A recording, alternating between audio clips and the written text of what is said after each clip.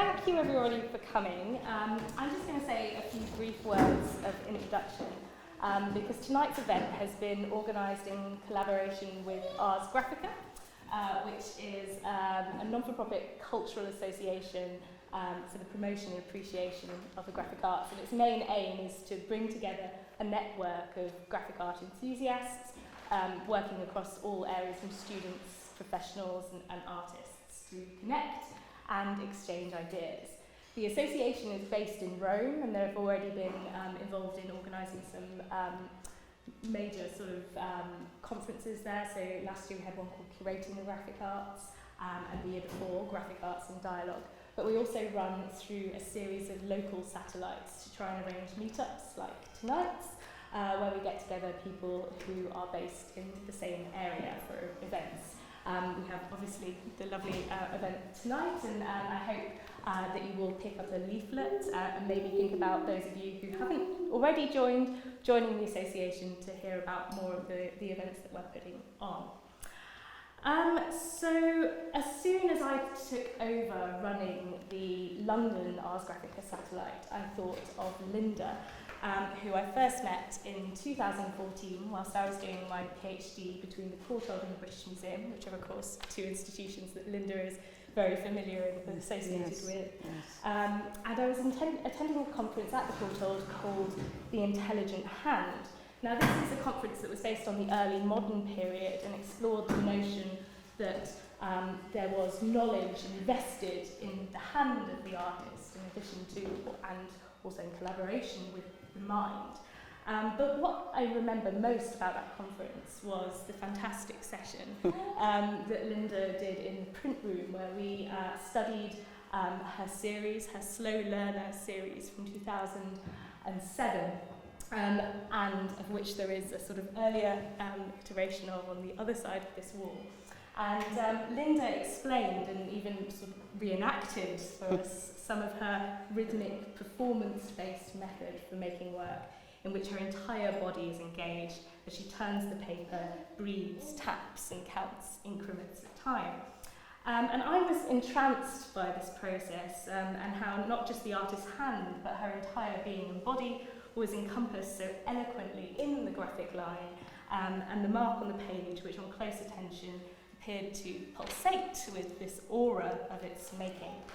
So when I thought of Ars Graphica, which is a society based on the appreciation of all that is graphic, I immediately thought of Linda's lines. And we have been in conversation for some time about organising an event, and I'm so pleased that we've managed to come together today at this show at the Redfern, which Linda and the Redfern have graciously hosted on a very special occasion, which is this show and Linda's publication of a book, both in celebration of her 70th year. I won't say any more because I will pass the floor shortly to Linda and to Francis Carey, who is a great friend and long-time collector of Linda's work, previously worked in the department as assistant keeper at the Department of Prints and Drawings at the British Museum. But just one more note about why we're not all sitting down tonight is that Linda's work really repays being confronted bodily, so we wanted to be standing so we could do that whilst we hear it from Linda. Thank you, Naomi. Thank you very much. And thank you, Francis, for agreeing to join me. And thank to the Redfern. Thank you for being here. I'm afraid I cannot talk about the work without standing, so that was the idea. You opened, set the stage, if you will, talking about the making of the work, and one really cannot speak about my work without speaking about the way in which it's made. So I will just elaborate a little bit on this performative way that appeared, emerged in 1994. I should say that I had trained in the Bauhaus method. I know how to build a drawing, crossing those corners or not, and drawing a work that it doesn't fall apart on close inspection. So with that sort of under the belt, I also took on a master's degree in psychology, where I looked deeply at the theories of Donald Winnicott, transitional space, and that creative space through which anything original gets made. handing in my master's thesis, I committed myself to that transitional space. So from 1983 to 1994, I worked very much hit and miss, beginning with organic abstraction. There is one drawing from 1983 around the corner. Francis always very much admired that in my kitchen. But I waited for 11 long years for, hoping it may not even have happened, but indeed 1994, one day in the studio, very pronounced, unequivocal directions appeared, and they sound like they go 1, 2, 3, 4, 5, 6, 7, 8. 1, 2, 3, 4, 5, 6, 7, 8, turn. And so I paid attention. I recognized that pattern, or those directives, if you will, for what they were, and I said, don't look up, don't interfere with it, see it through. And indeed that day, a drawing called, which I call now Self-Portrait, emerged. And that drawing is in the British Museum's collection. It was bought early on by a great collector, Keir McGuinness, a great friend of the department, and it was borrowed so many times. He said, Linda, I should just give it to the British Museum. I said, you should. So anyway, I hesitate, or have hesitated for a long time, to use the word pattern, but it is a pattern. And I want you all to help yourself to a copy of the book, which Naomi referred to. The idea behind that book was really to publish jottings, which I've been keeping, seasonal jottings, since 2004. The first jotting is a quote from Henry James, and it applies so much to me that I will permit me to read it. He says, we must recognize our particular form, the instrument that each of us who carries anything carries in his being. Mastering this instrument, learning to play it to perfection. That's what I call duty, what I call conduct, what I call success. So once this pattern emerged, I have been committed to mastering it. And I think we see in this exhibition some of the early iterations before I was as relatively masterful as I have become now. The other thing that's very important to say is that I enact this rhythm, 1, 2, 3, 4, 5, 6, 7, 8, turn. And over time, through conversations with many friends, I am directed to various texts. The crucial one for our purposes tonight is the text by Plato when he talks about the creation of the universe, which is a moving image of eternity, and this image we call time. So I would say, and I insist, that what I do is enacting almost an archetype of time, time being. My first artist book is called Time Being, Le Temps Lui. It is behind us there, and it opens with the text by Plato in Greek. It's in French and English, and so for those of you who are interested in all of these kinds of markings, that's yet another thing to be looking at. In the Plato's text, he's talking about that the heavens move in obedience to the rule of number. Well, or the law of number. And as I have also written in the book, quoting Bob Dylan, to live outside the law, you must be honest. So there really is no law. There's always room in my work for intuition, for mind to enter into my scheme. To sum it up before I turn to Francis, it's really, one can say, with sureness, my work is the logic of body and mind with no strings attached, and that these apparently geometric and abstract forms are figurative. They're portrait figures of my being, and therefore I think they show, they even prove that abstraction and figuration are not mutually exclusive. And I turn to Frances because she used those very words in the first text she wrote about me as long ago as 2002, I think, for the Sohn catalog. So. Well, I shall jump off from a quotation that Linda uses it in her jottings, I think for 2004, from Paul Clay, where Clay talks about exactitude winged by intuition, because that perfectly expresses Linda's modus operandi, for me, as far as I'm concerned. And I should explain a little bit where I'm coming from, because obviously that colours my perception of Linda's work and that of others. And I went to the United States as a postgraduate student in 1970 to study art history, first at Harvard, then the Institute of Fine Arts in New York. And I really discovered abstract art, particularly minimalism, for the first time there. I met some of the major minimalist artists, thanks to my professor at NYU, Robert Rosenblum, who was a great friend with, Jasper Johns, not a minimalist, but anyway, I met Jasper Johns, I met others. I met Robert Ryman, Sol LeWitt, etc. And I do see Linda's work as being part of the minimalist tradition, which of course is enormously varied and really quite elastic. And I also see it as part of the wave of dance and musical experimentation that came to fruition in, 50s, 60s. Black Mountain College, of course, was extremely important, but in the 70s there were plenty of opportunities to see this around New York especially, and Merce Cunningham is the most famous example, and there's just been a great Merce Cunningham exhibition at the Walker Art Centre in Minneapolis, Linda's hometown. Indeed. And Merce Cunningham said, there's no such thing as abstract art, because all art has to be conceived and executed by human beings. Yes. And Linda's art speaks very strongly to me of that contention, leaving aside art that is produced by purely mechanical means, but even then it has to be conceived by human beings, unless it's so impersonal in terms of computer programming that almost all human presence has been eliminated.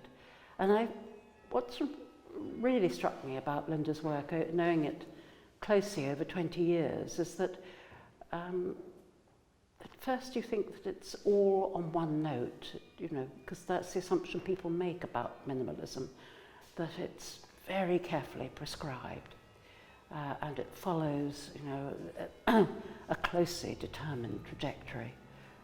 And Linda works in a very carefully thought through manner.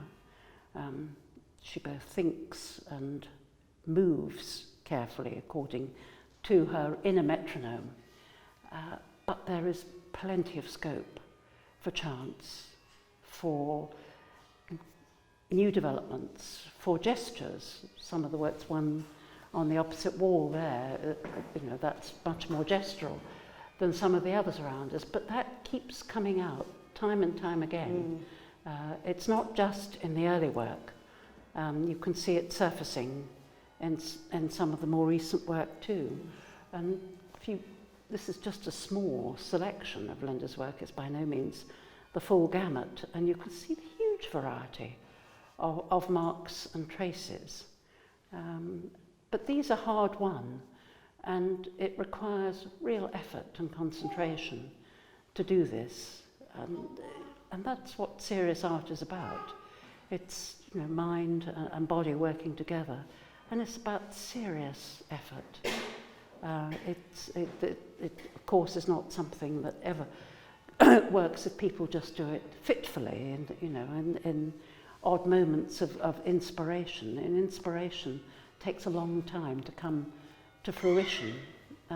Exactitude winged by intuition, or to quote Joseph Conrad, who's a great favourite of mine, and he talks in The Secret Agent about how in order to judge with nicety, one must first learn to guess with accuracy. There is, all intuition is informed. It arises from knowledge, from experience. It doesn't arise from ignorance. And Linda is so thoughtful, and yet it's not impersonal. She's always present, as she says, inevitably. and she is always prepared to take a chance. She doesn't know what the final result is going to be. And even in the series, and I absolutely love the series, along the whole of the back of this wall here, you know, etchings done over 5 days. I think it's wonderful to see them side by side like that. It's really exciting, the cumulative effect. But that wasn't something she knew. She didn't know would happen from the outset at all. And I would also ask you to look carefully at the variation in the marks and traces. The pressure of the hand is quite different with the drawings from the etchings, from the woodcut, from the lithographs. There's a different quality to the line. It's a stronger line in many ways in the drawings. It's a much more attenuated line in the case of the etchings. They all have their particular character. And they require very different ways of working. There's some elements in common, but the pressure of the hand has to be so different, and it's a very, very difficult thing to achieve, to move from being a draftsman to being a printmaker. And Linda has managed that, but not without immense effort, you know, and trial and discarding, of course, you know, much that we don't see here, but it's what you leave out, what you eliminate is almost as important as what you retain. But I do very much see Linda within an American minimalist tradition. I mean, it's a tradition which has been appreciated more in Germany than in this country. I mean, there are of course German artists who've been minimalists too. I think it's still perhaps rather a niche interest in this country, but it's very powerful. She, like great American compatriots, Agnes Martin and Eva Hesse, has, you know, really takes it to a new plane the whole time. And they were artists who were quite subversive in their approach. Even Agnes Martin was much less gestural than Eva Hesse. But she was deliberately subversive. Things weren't precisely mathematically calculated at all, even though they might have that appearance. So if you just look really closely, and you can see, you know, where the lines don't meet. I mean, that's counterintuitive in lots of ways. You expect these to be perfectly, you know, complete images. Of course, in some cultures, completeness is a form of hubris, and indeed it is a form of blasphemy. It is in Judaism when it comes, and Islam, where the depiction of the human figure is on the whole taboo. But above all, its completeness is to be avoided, because only God is entitled to perfection. And Linda would certainly never claim to have achieved perfection. You know, what is the point of thinking you're perfect? Because there it stops, doesn't it? There's no incentive to go on to do more, because you've always got to test yourself and, you know, combat your weaknesses and you know, and push yourself to the limits. And that's what she does, physically and mentally. Thank you. I will address certain points that are particularly relevant, I think, to this audience. Francis is referring to these light points, as I call them, taken from Beckett. They are, as I say, the marks of precise time. I'm so determined by these patterns, these numbers and rhythms, that I know exactly when to start, where to start, when to start, and when to stop. And so these very evocative points are a mark of time. For this group especially, I remember Francis's excitement when I began my first foray into printmaking. We'd already been looking at drawings together for the better part of 2 years. Well, no, that's not true. 95 I started to make prints, and the little one just there, the first dry point, the first etching, you were so excited to see them. And just as you say, it did require adapting to a new technique, learning something new. And from those moments of 95 to this very last lithograph, I needed to take on board the demands of a new technique. And that was a challenge I embraced, always expecting to fail.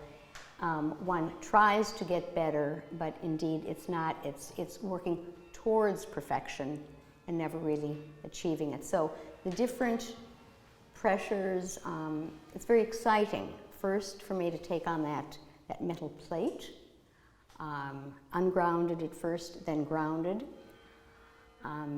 Even a sugar lift. Everything was new.